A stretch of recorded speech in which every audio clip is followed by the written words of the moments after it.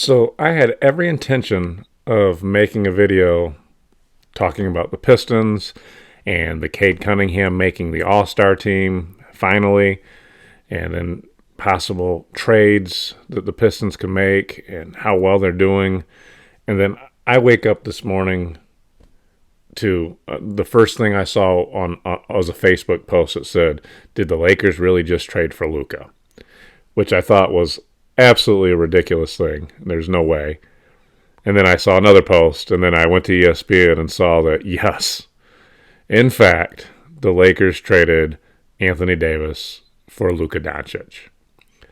Now, this is an unheard of trade. I can't think of another trade like this since I've been watching basketball. I mean, two All-Star players traded for each other in the middle of the season. And quite frankly, I don't know that it makes sense. But you always get in these things, and it's who won the trade, which is always a hard thing to say right off the bat. I mean, everybody can say who won right now. You never know who actually won the trade till usually seasons down the road. But let's kind of look at this trade and kind of break it down for a minute.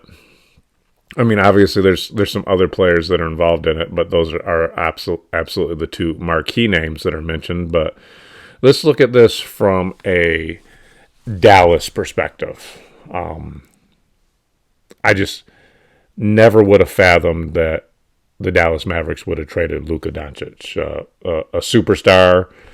I know he's been injured this year, but like every year he's always mentioned in one of the favorites to win the MVP this season or that season. Went to the championship last year. He's made it to a couple Western Conference finals. Just what you would think would be a cornerstone. Mark Cuban, has made statements before. The famous one that I always remember is if it said that if I had to divorce my wife in order to keep Luka Dončić in Dallas, I'd be on my way to the attorney or my lawyers to sign the paperwork that day, getting divorced. It just never would have thought that it would have happened. But that being said, does it make sense for them, and why would it make sense for them? And there's been a lot of talk. I love Luka Dončić. He's one of my favorite players, but he does have some weaknesses in his game that I've often discussed. And one of those big weaknesses is his defense. I mean, his defense, he can be an absolute liability on defense. A lot of times doesn't play defense. So that's a big issue. I know it's an issue, and I know that the GM, in talking about it, one of the things that he had said was that he believes defense wins championships. So from that perspective, it does make sense. Okay, Luka Dončić is not a defensive player. You bring in Anthony Davis, who is a stud defensive player, perennial, talked about in the Defensive Player of the Year stats every season. So you absolutely upgrade your defense. The other big issue is he's been injured for several weeks now. And it was a calf injury. He's been injured, but even coming into that, I think at one point they said he was 260 this season. I've heard that he's up to like 270 right now. And that has been one of the other issues that I've always had with Luka Dončić, is he tends to come into the season overweight, out of shape. I think in the last couple of years, I've only seen one season where it looked like he came in kind of slim and trim, and it was because he played summer ball all year for his national team. And so I got to imagine that is some of the concern as well, that we've got an injury-prone, out of shape. And my understanding is it's been discussed before about certain things that get him in shape, and he really doesn't take heed to it. That doesn't play defense, and we have a chance to get in Anthony Davis in this matter. So to me, I guess for the Dallas Mavericks, when you look at the pieces that they already have right now, obviously they got Kyrie Irving, an all-time great point guard, who I don't know that he's ever had like a player of the caliber and style of Anthony Davis to work with. I mean, to me, that seems like a fantastic combination. And then they still got PJ Washington. They got Lively, just Klay Thompson. I mean, I think this is a win now type of scenario. They're still, even without Luka, they're still right in the thick of the playoff race, 4th, 5th, 6th seed, something like that. But at the same time, Anthony Davis has always been injury prone. I mean, he doesn't have the nickname of street clothes for no reason. And he's, in fact, injured right now. My understanding is it's not a serious injury, and last I saw that he's due to be back by February 6th. But if you look at that roster and assume everybody is healthy, which is always a big assumption, that's a very, very scary team. It's a very scary team that would play really good defense, have scorers, have posts, have size, have shooters. I mean, that's a scary team if everybody's healthy. So from a win now standpoint, I get it. My understanding also was that Dončić would have been available for a super max contract next year, like a $350 million contract, and maybe they didn't feel like paying that for what they've been seeing out of him lately. Now, this move for the Lakers, how does it make sense for the Lakers? I mean, I've heard all kinds of people, Luka and LeBron's going to be crazy, and I've heard people say that LeBron, the GM, set this up, but from everything I understand is that LeBron wasn't consulted in this, and he was kind of shocked by it. I don't see that this makes the Lakers a better team right away,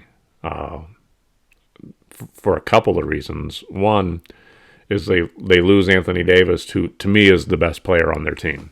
I mean, LeBron's great. Like I said, it's no secret that I'm not a fan of LeBron, but he's great. But AD is the one that makes that team go. And I know I've heard all the talk, they've been playing good without AD the last couple games. Yeah, I mean, that happens, but that's not something that I think that can be sustained. So they lose, to me, their best player. Right now, Dončić is injured and out of shape. They lose a massive defensive cornerstone, so they do not get better defensively. And to me, the big issue is I think LeBron and Luka are very similar in the usage rate. I mean, to me, both of those players are players that need to have the ball in their hands to be effective. I think I read something earlier that Luka Dončić is the all-time leader in NBA history in usage rate. And LeBron James is in the top 10 all-time. So now you have two of the top 10 of all-time usage rate players on the team at the same time. And that's not good.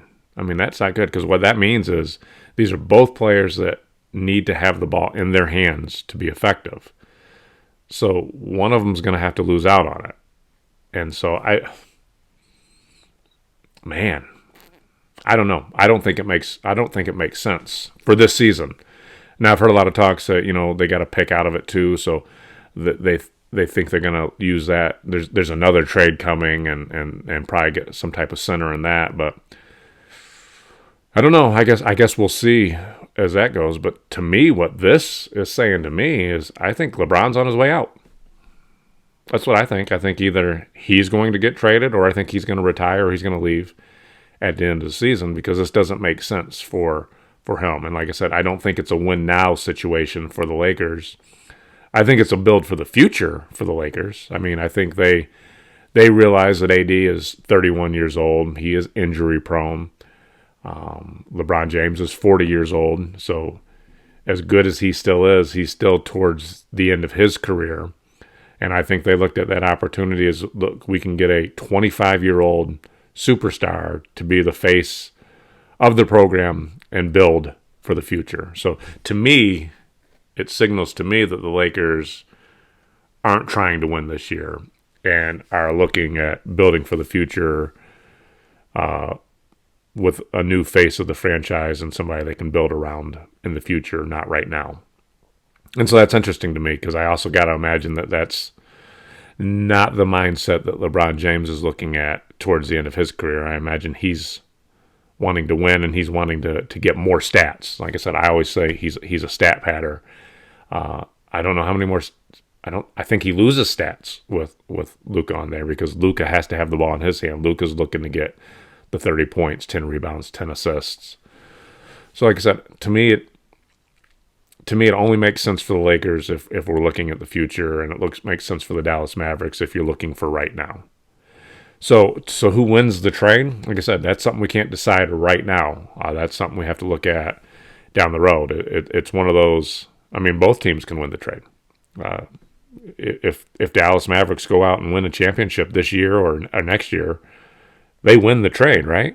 I mean, but if Lakers go down in the next couple of years and win a championship with Luka, they didn't lose the trade. So it's interesting, but like I said, one thing's for sure, this trade sure has everybody buzzing. I mean, I went to my girls' basketball practice day, and the first thing that people said, "Did you see the trade? Did you see the trade?"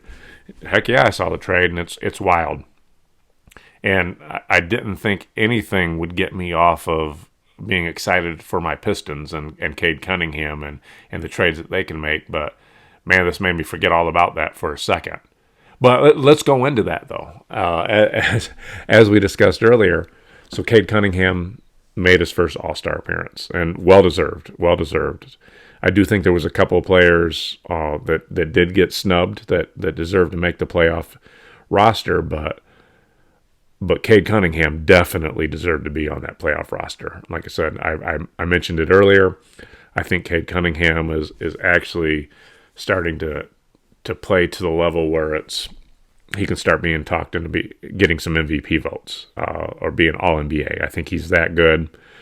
And so I'm excited to see that. And I loved seeing that the day that it was announced, in his very first game, he goes out and drops 40. So, like I said, showing that, yes, see, I am an all-star. And the Pistons are playing well. I believe they're 500 right now. They just went through a tough stretch of schedule with some tough teams that they had to face off.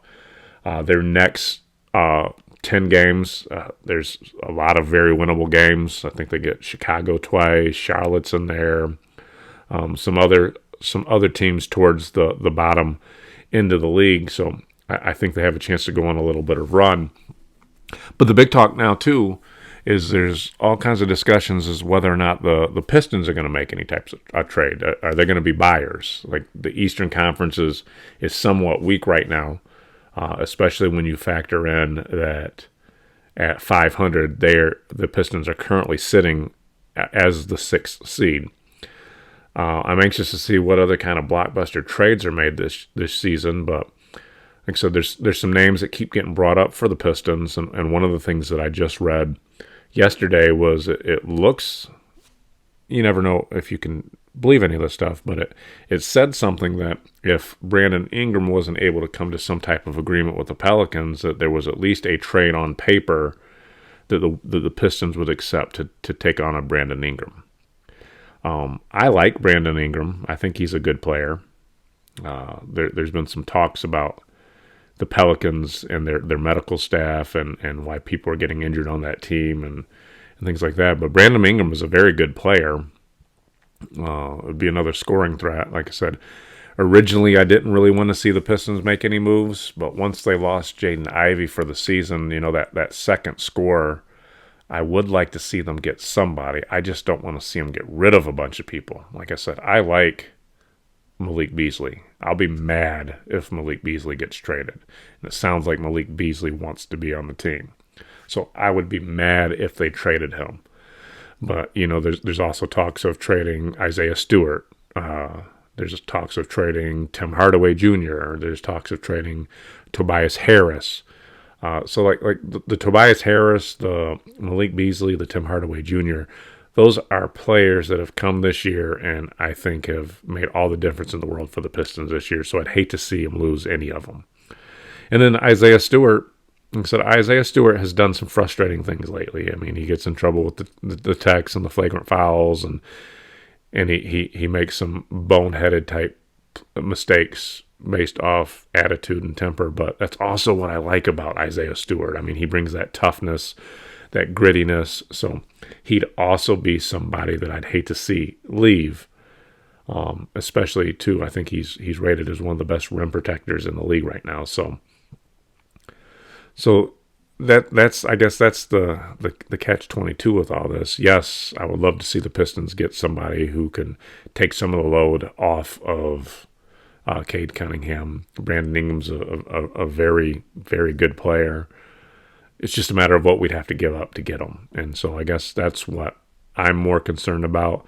But I would like to see the Pistons be buyers at the trade deadline, and that's coming up. So, and we'll see what happens with some of the other sagas. I mean, I keep hearing C.J. McCollum, Jimmy Butler, all these different other trade rumors of not going to the Pistons, but where do they go, and how does that shape out the rest of the conferences? So it's interesting, but this is an exciting time in the NBA right now. The trade deadline right before the All-Star break is always exciting, but especially when you get some blockbuster trade like the Lakers and the Dallas Mavericks just made. So excited to see where it goes. My Pistons play today against the Bulls. I'll be watching that. And I'll be looking for any more trade rumors and discussing those. But for the meantime, let's go Pistons. And hey, until next time.